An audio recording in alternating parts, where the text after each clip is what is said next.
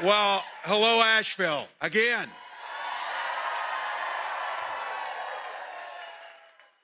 Help me give it up one more time for American Aquarium, for these guys.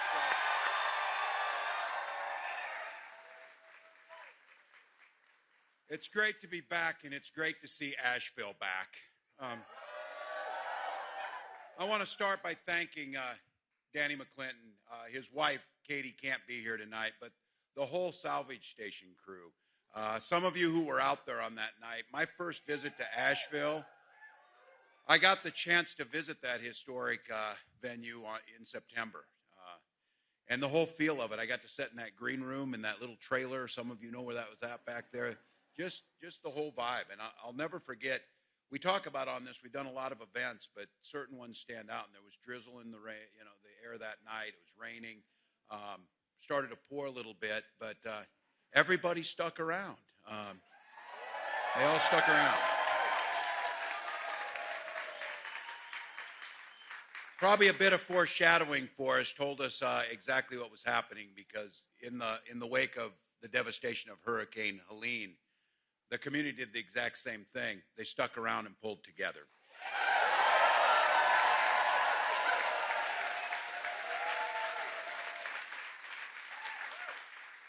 First thing you did, you supported each other and you supported your neighbors. After the storm passed, Salvage Station was totally underwater. But thankfully, everybody at the Salvage Station, the team was safe and accounted for. And I just heard tonight, even the stray cats that were on the place were saved too. So thank you.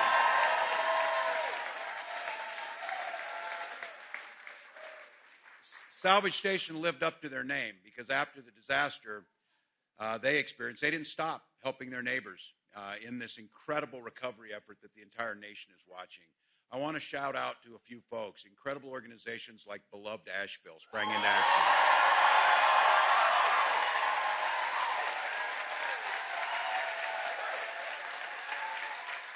And I want to thank the folks on this campaign who turned from campaigning to lending a hand too. So I want to thank them. So.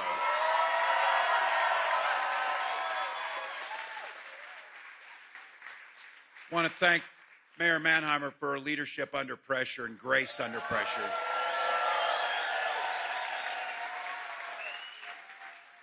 As the country watched, your resiliency and your kindness showed through. It was inspiring.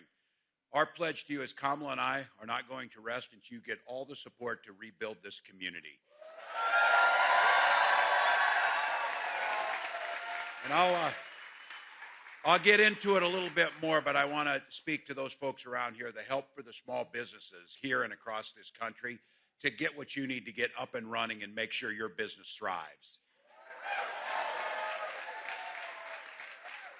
And I got an opportunity, and you're almost ready for it because of all the hard work that you've done down here. I want to make a pitch to some of those folks across the country that are watching tonight. If you have never visited this American treasure of Asheville, book your tickets now and come down. Get down here.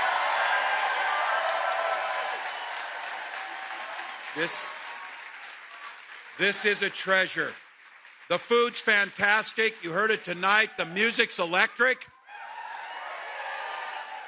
The creativity of the River Arts District is second to none in this country.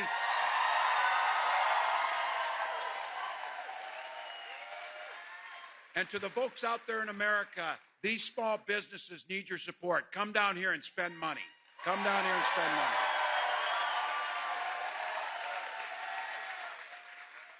You demonstrated it. The spirit of Asheville is the spirit of this country. Tough, tenacious, and never going down without a fight.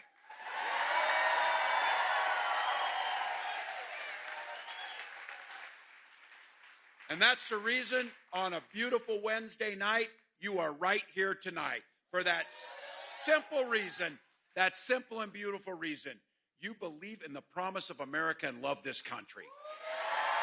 Thank you.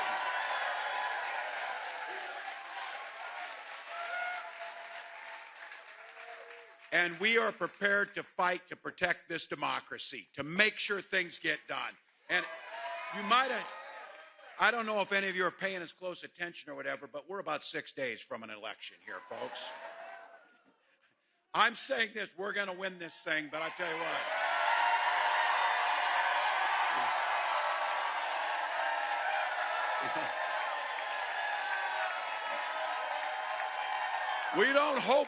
We don't just hope we're going to win. We plan and execute to win, but I'm done. It's no longer weeks away. I'm not even going to start talking days away. Put this in your mind. We're about 150 hours away from this thing being finished. That's where we're at. Look, early voting in Buncombe County's already started, so we know. How many of you have voted?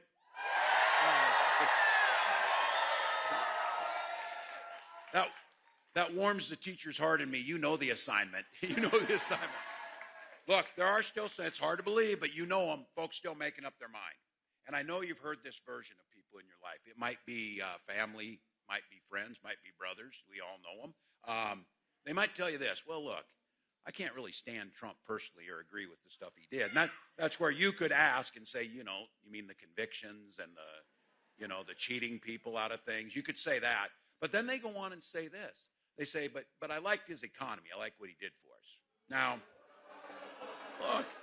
look, it happens to all of us. Time gets you a little bit fuzzy, and I think they might be remembering things a little bit not the way they were. So let me just refresh their memory for you. 4 years ago, our country had lost 2 jobs. Unemployment was way up because Donald botched the. Do you remember? Oh, it was so good under Donald Trump. We were fighting to get toilet paper. We were trying to get toilet paper. So look, if you're a billionaire like Elon Musk, you did get something. You got a tax cut. And the rest of us got squat out of the deal. So look, now Trump is saying that he wants Elon to be his economy czar. Now, the thing is, Elon apparently doesn't have much of a filter. I think when you're the richest man on the planet, literally, you pretty much say whatever the hell you want to. So at least he was being honest. He said, we're probably going to have to crash the economy to save it. And this is what he said this week. Americans will have to face, and I quote, some hardships. I ask all of you, what in the hell does the richest man on the planet know about hardship? Not one damn thing. Not one damn thing. Now listen, at least they're telling the quiet stuff out loud. So Donald Trump called himself the king of debt and ran up the largest amount of debt in 4 years of any president in American history, mostly by giving tax cuts to the wealthy. But their fix, instead of having the wealthy pay their fair share, their fix, and Elon says they're going to cut $2 trillion in spending. Now, if you don't know what the national budget is, these numbers get really big. All of the discretionary spending that we get to choose adds up to about $1.6 trillion. So either Elon is as crappy at math as Donald is, or they're going to start cutting into things that aren't discretionary, and that means Social Security, Medicare, education, health care. Yeah. Look, J.D. Vance was very clear. He said, yes, we will go after Social Security. Donald called it a Ponzi scheme. J.D. Vance said Social Security was the only thing standing in between us and fiscal sanity. Not tax cuts to billionaires, not all that, but your parents and mine, Social Security.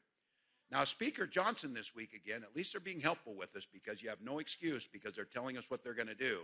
He said, and I quote to you, there will be no Obamacare if Trump is elected. Now, that's weird because a couple weeks ago I was in a debate and Senator Vance was standing right here and said, Donald Trump is the champion of the ACA. Donald Trump loves the ACA. And I responded, well, why did he run on getting rid of it? Why did he sign an executive order getting rid of it? Why did he sign on to a lawsuit getting rid of it? And why did he try 60 times to overturn it? And it was only the courage of John McCain who said no to that vote.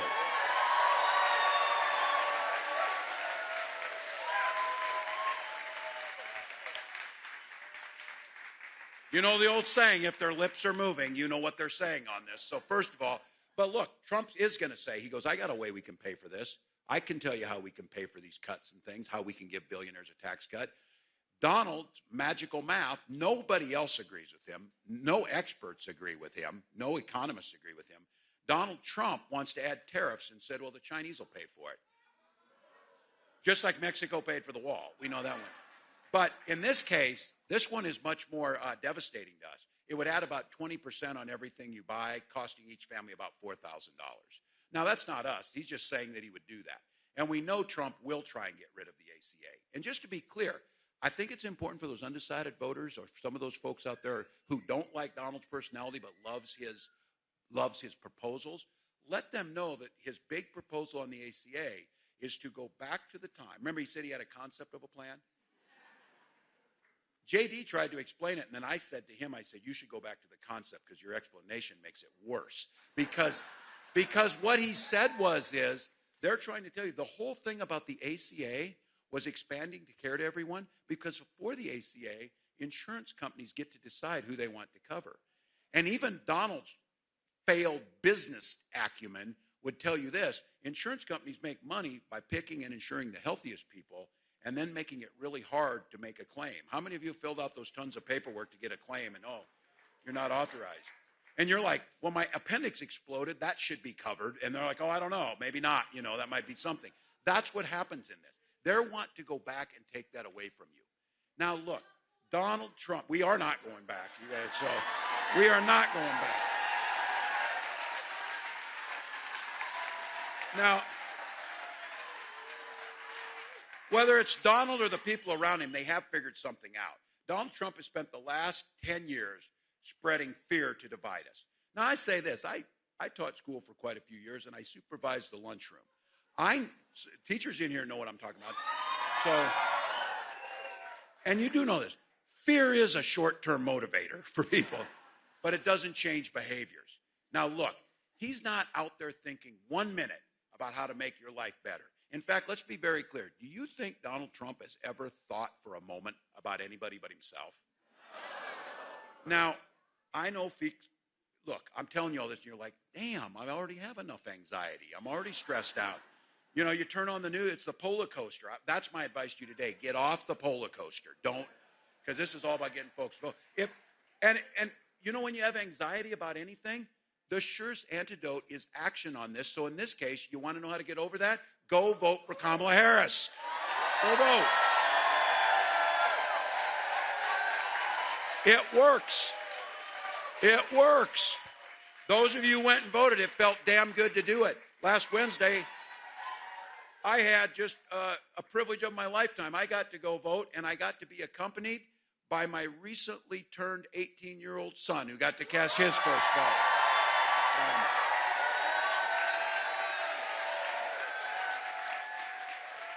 Look, here's the thing. Gus, he's the guy. So, look, what a privilege. We get the opportunity to not only turn the page on Donald Trump, but to elect a new generation of leadership. You saw it last night. Kamala Harris is offering a new way forward. Be clear on that. I heard someone say, Kamala Harris made her closing arguments. I said, what? Kamala Harris just told you what her presidency is going to look like, and that was just a start. That was just a start.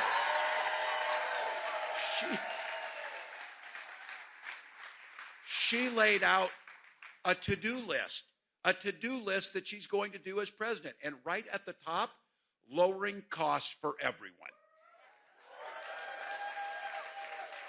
That's going to be her priority every day in the White House. Not tax cuts for billionaires, not retribution, not revenge, not getting rid of the ACA, none of those. She's talking about this, the first ever federal ban. 37 states have it, but the first ever federal ban on price gouging. Now, two quick examples of price gouging.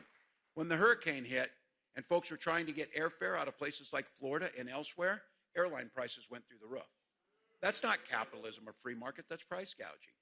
And I'll tell you this, grocery prices have gone up 25, 30% during that time, starting to come down a little bit now, seeing gas come down. But look, my farmers, when grocery prices were lower, my farmers were making $4 a bushel for corn. Grocery prices are up, my farmers are making $4 a bushel for corn.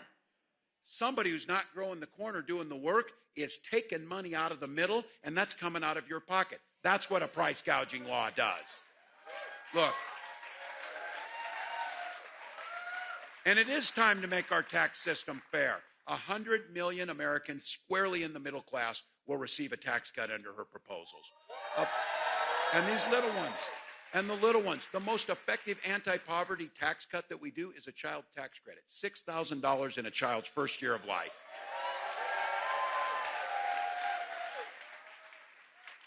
Extend that cap on insulin that's $35 for seniors to everybody, to make sure it's everybody. Quick price gouging lesson, $35 bottle of insulin. Before we passed that law in Minnesota, selling for up to $800. Costs them $5 to manufacture it. That's called price gouging. We'll cap it at $35 and everybody will get life-saving insulin. That's the way it works. Now, we're all learning a new term, sandwich generation that's in here. And for the young people here, trust me on this. You don't probably spend much time thinking about Medicare. When you turn 60, that's what you think about most of the time is Medicare and Social Security because it provides dignity. Kamala's talking about expanding Medicare, and the biggest thing that we have neglected for years is allowing Medicare to pay for in-home care so you don't have to spend down all your money. Makes a difference.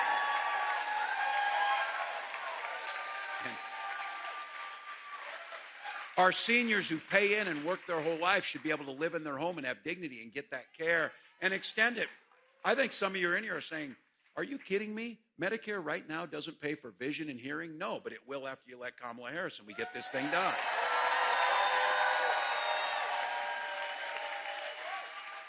My nearly 90-year-old mom got her hearing aids a while back, and for some of you, your parents are a hell of a lot more fun when they can hear. Trust me on this. I've seen it. I've seen it. And the ability to be able to buy a home. For those of us who know what this is, this generation is being put at a disadvantage. It's difficult to get into homes. One of the reasons is, I said on a stage with J.D. Vance, he said, well, the reason we can't buy homes is immigrants are all buying them. And I'm thinking to myself, where are they getting the money to buy it? You know, it's got to do it. You know what the real reason is? We got speculators buying them up and jacking up the prices because they trade these things. That's what they do. So we make sure that doesn't happen, and we make sure that there's a credit on the front end for a $25,000 down payment and get folks into their homes and get them started.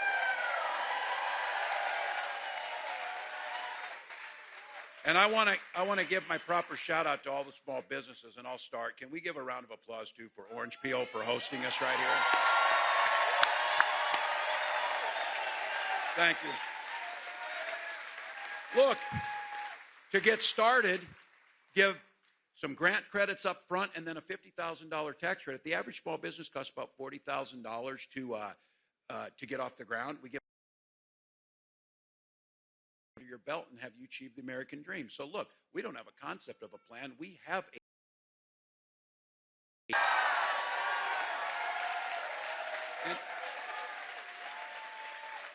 Can I just say, and this is a good question to ask because Donald Trump's plan is going to add trillions to the national debt. They asked, how are you going to pay for this? And I said, well, a starting point would be to have Donald Trump pay his damn taxes for the first time. You tell me, 10 of the last 15 years he hasn't paid federal tax, but he tells us every day how rich he is. How does he think we pay for our police and our teachers and our firefighters and our roads and our water treatment plants? That's what we do together. We pay our taxes. They need to be fair, and those at the top can pay their fair shares, and the middle class can thrive. Because I'll tell you what, we have a saying in Minnesota about the economy. When we all do better, we all do better. And that's what we believe. That's what we believe. Now, look, Winston Churchill had a saying about this. He said, this government the Americans have is the worst form of government except for every other one that's ever been devised. It takes work. No one said it would be perfect. But look, in this country, we used to have two functional parties. Some of you here even remember a time Republican Party added much to this. They were part of the conversation. And when they talked about freedom, they meant it. Donald Trump, on the other hand, when he talks about freedom, freedom to be in your exam room, freedom to be in your bedroom, freedom to be in your library or telling you what you should read or be able to watch. I'm telling you, everything's a confession with these guys. When they talk about censorship, it's because it's what they want to do. It's exactly what they want to do. You've heard me say this, and I'll continue to say it because I know North Carolina says it the same way Minnesota says it. Life works better if people just mind their own damn business. Leave us alone. Leave us alone.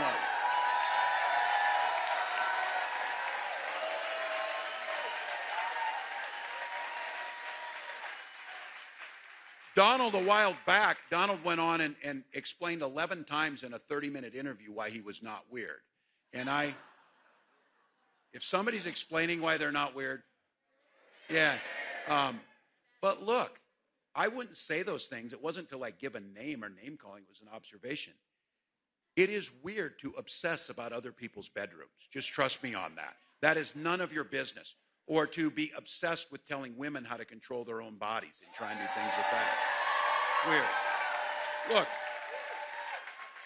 Look, you saw it at the convention. I'll be damned if I'll let them lay claim to the American flag as they put Donald Trump's picture on it. They're not going to do that. And when Kamala and I and all of you talk about freedom, we mean the freedom for you to make your own health care decisions. That's what we mean. For our seniors to be free to retire with dignity with Social Security and Medicare. And for our little ones to be free to go to school without being shot dead in their classrooms. That's what we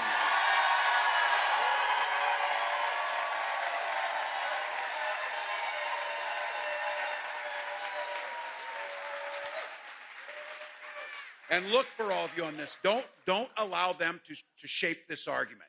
I know guns. I'm a veteran, I'm a hunter, I'm a gun owner. Kamala is a gun owner. We know and we have always upheld the Second Amendment. But we also know upholding our first responsibility is to keep our kids safe. You can do both. You can do both. I will say both members of the Democratic ticket are gun owners, and the Republican nominee can't pass a background check to buy one. So just so you know. So for your cousins who are worried about this, let them know. But I want to spend just a minute here before we go to talk to the men in this room. I'm grateful to see you all here. Look, think about in this moment. Picture those women you love in your life. Wife, partner, daughter, aunt, mother, neighbors, everyone else. And when you think about this election, the way they're seeing it and the way we need to see it is their lives are at stake in this election. Their lives are at stake. And that's not hyperbole. It's happening all across the country.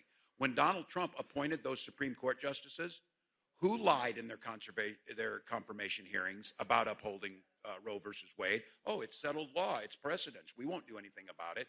Well, they overturned it. And Donald Trump brags about it. He is glad that those women you're thinking about in your mind right now, your loved ones, now have fewer rights than their mothers and their grandmothers had. 20 states, including North Carolina, have a Trump abortion ban. Calls them a beautiful thing. Well, here's what that description looks like. Beautiful thing. Gut-wrenching stories all across this country. Emergency rooms, miscarriaging in parking lots. Survivors of rape and incest being forced to carry those terms. Fertility clinics turning couples away at the door. And I've talked about this. It's personal. This is personal on it for all of us. If you haven't gone through the hell of infertility, I guarantee you know somebody who has. And it is terrible. You're waiting for the phone calls, no luck. Time after time, the strains it puts on your families. And I'll tell you what, because my wife and I had access to insurance, and because we had fertility treatments in Minnesota, we were able to have our beautiful daughter, Hope. And she and Gus are our world.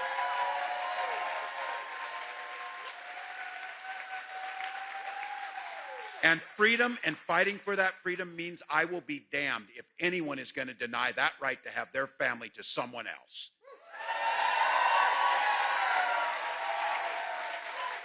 So when we win this election and we hold the Senate and we take the House of Representatives,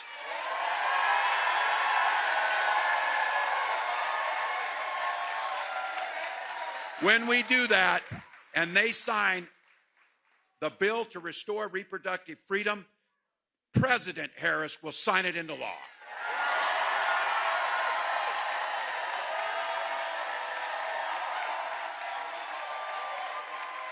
Look, Kamala says it, we're not going back, and there's a reason we're not going back. We're not going back to a time when women's rights were taken from them. We're not going back to those times when we saw Donald Trump give tax cuts to billionaires. We're not going back to when he ignored science and put this country at risk during COVID. We're not going back on the progress that we've made, looking at things like climate change, and we're not going back on the pledge to protect our children from gun violence. We're not going back.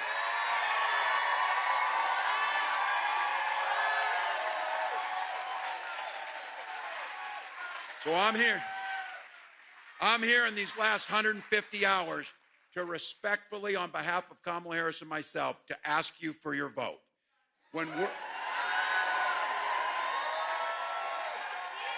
Here's my pledge to you. When we're in the White House, we will respect the oath we swear to defend the Constitution. We'll keep some other promises to you, too. And I will treat your confidence as a sacred trust. The Harris-Walz administration will always be ground, and we will be a president and a vice president for those who vote and for those.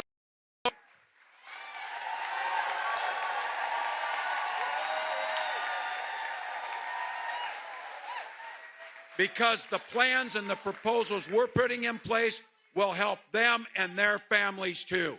We've got 6 days to go. 6 days to go. We are joyful. We are optimistic. We have the momentum. But we take nothing for granted.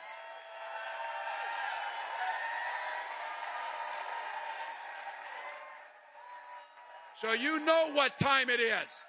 You know what time it is. We are down to the end. It's a tie game. 2 minutes left on the clock. We're moving the ball down the field. We got the best quarterback in Kamala Harris.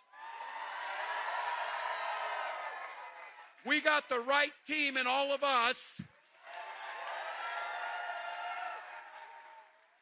You may be thinking you're getting tired, but I've said it.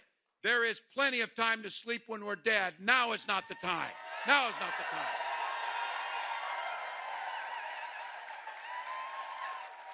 So we're marching. We're doing it a yard at a time, a phone call at a time, a door knock at a time, and one vote at a time.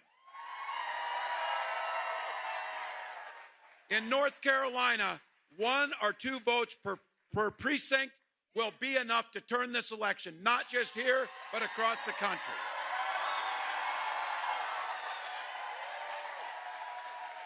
And as you're dragging people to the polls, as you're getting them out there, and somebody will invariably say this because they've done it to them. They've told them that our politics don't matter. They told them both sides are the same. They told them to be depressed. They try and do this. Hell, they pass laws to make it hard to vote. They don't want us to go express that. And you'll have people say, I'm just sick of it. I'm not that into politics. Well, your response is, too damn bad. Politics is into you. Politics is into you. So you can early vote up until November 2nd. You can register. Go find out. If you're voting in person, visit iwillvote.com/NC. Find your polling site. We got a nearest one. Go find those things. But here's the deal, folks. When in your lifetime or anyone's lifetime do we have 150 hours to impact not just the next 4 years, but the next 40 years and beyond? When do we get an opportunity on this incredible, as Kamala Harris said, the greatest nation on earth and the greatest story told, free people running and ruling themselves, not autocrats, not dictators, not one man, but collectively together in a democracy.